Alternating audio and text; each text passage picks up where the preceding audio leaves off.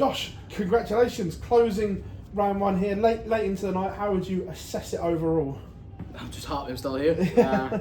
Everybody knows I kept changing 16s and tops, but they both felt great whenever I was going for them, so I never won a set here, and that was in my head. I think that's why I lost the first set, because I should have won the first set 3-0. No disrespect to Ryan, he said that to me as well, but it was just in my head, I think, just to win the first set, to get it underneath my belt. But I dug deep, dug hard, and yeah, I got the win. Were you getting flashbacks to last year at one point? Yeah, I was. Big time, whenever because I think I went the exact same 2-1.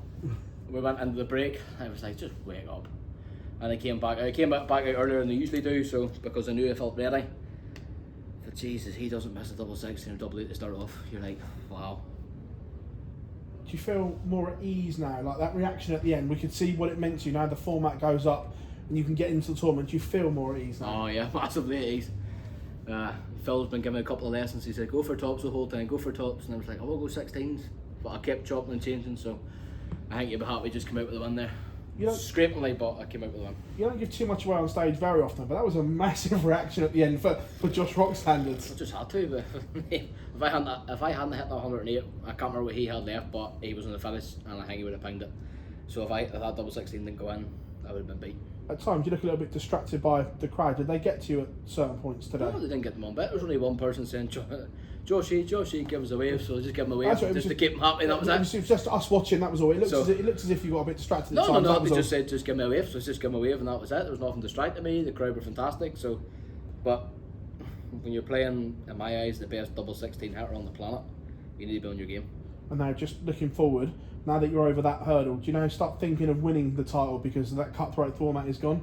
Yeah, I'm obviously I'm not here to lose. I'm here to win the title as much as I can, and the same as everybody else. But you just need that first one underneath your belt, and I'm just grateful that I got it. So, cheers, buddy. Thank you.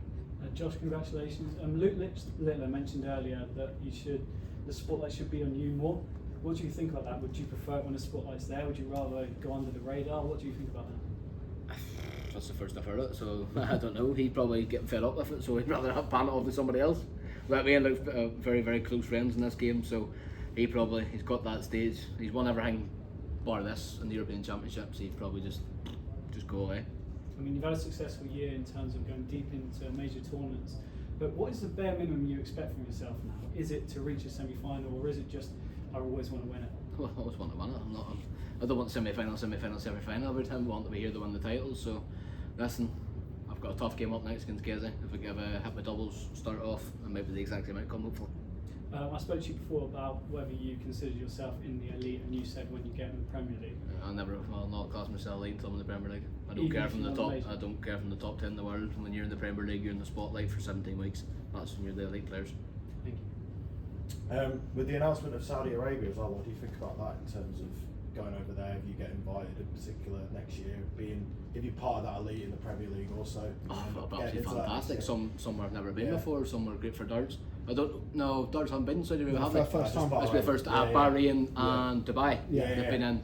So it'll be absolutely fantastic for sport. Obviously the boxing all's going there, but I still wouldn't put the World Championships in Saudi Arabia. And everybody else agrees. In terms of potential incentives as well, like Phil has said throughout this week about like the golden ball in snooker. What do you think about that potentially? Like hitting a double to win a load of money instead of a 9 darter, for instance, like double 10 to win a load of money. What do you think about that? But what do you do?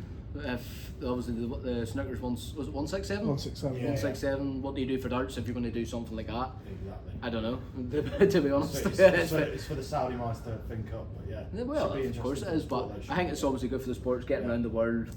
Obviously, there's less World Series events now, which maybe not a bad thing because the schedule's absolutely hectic. But obviously, we've added in 2 extra European tours, which is good because a lot of people have never been to Poland, never been to Slovakia, so it's very interesting for a lot of people who qualify for them going to parts of the world they've never been in, which I'm looking forward to because I've never been to Poland and Slovakia. So yeah, next year I hope it's a hectic year for myself, so I'm really looking forward to next year. It's got to be one of the most toughest draws as well, with Ryan Joyce hitting, like you said, with those double 16s.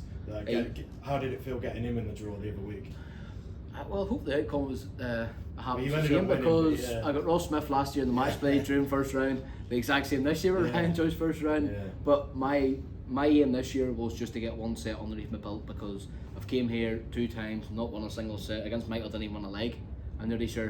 And then last year I came close with Joycey, so I'm just happy to get that first set and now even better to come out with the win. Thank you very much, Josh. Congratulations. Thank you. Cheers, bud. Okay, guys. Yeah.